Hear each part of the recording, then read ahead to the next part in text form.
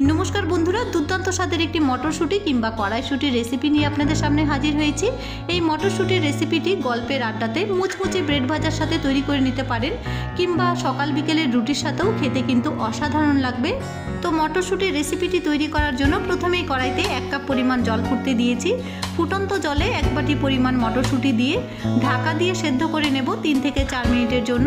4 minute পর ঢাকনা খুলে নিয়ে মটরশুঁটিগুলোর জল ঝরিয়ে একটা প্লেটে তুলে নিচ্ছি।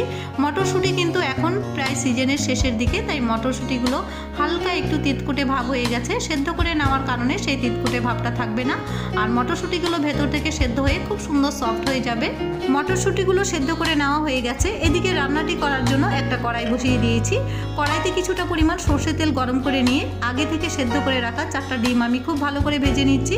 ডিম আলু আমি একই সাথে সেদ্ধ করে নিয়েছিলাম, আর ডিমের মধ্যে হালকা একটু কাট লাগিয়ে নিয়েছি যাতে ডিমের ভেতরে সব মশলাগুলো সুন্দরভাবে ঢুকে যায়।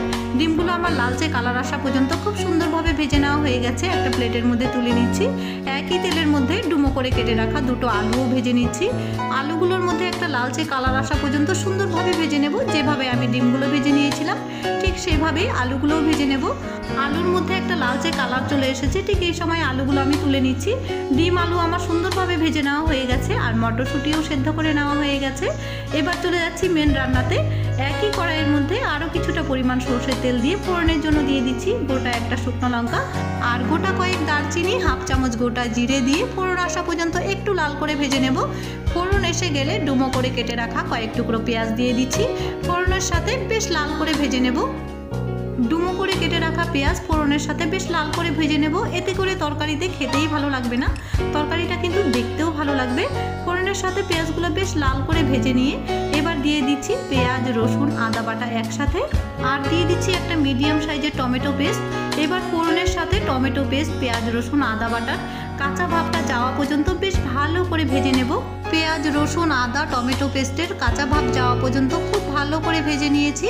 এবার লবণ দিয়ে দিচ্ছি স্বাদ মতো, হলুদ গুঁড়ো দিয়ে দেবো 1/2 চামচ পরিমাণ, আর 1 চামচ পরিমাণ দিয়ে দিচ্ছি শুকনো লঙ্কার গুঁড়ো, 1/2 চামচ পরিমাণ দিয়ে দেবো জিরে গুঁড়ো, আর ধনে গুঁড়ো 1/2 চামচ পরিমাণ দিয়ে দিচ্ছি। এবার টেস্টের জন্য অল্প পরিমাণ চিনি দিয়ে দেবো। চিনি না দিলে কিন্তু খেতে ভালো লাগবে না। টেস্টের জন্য অল্প পরিমাণ চিনি দিয়ে গ্যাসের আঁচটা লো টু মিডিয়ামে রেখে হাতে একটু সময় নিয়ে মশলাগুলো খুব ভালো করে কষিয়ে নিতে হবে।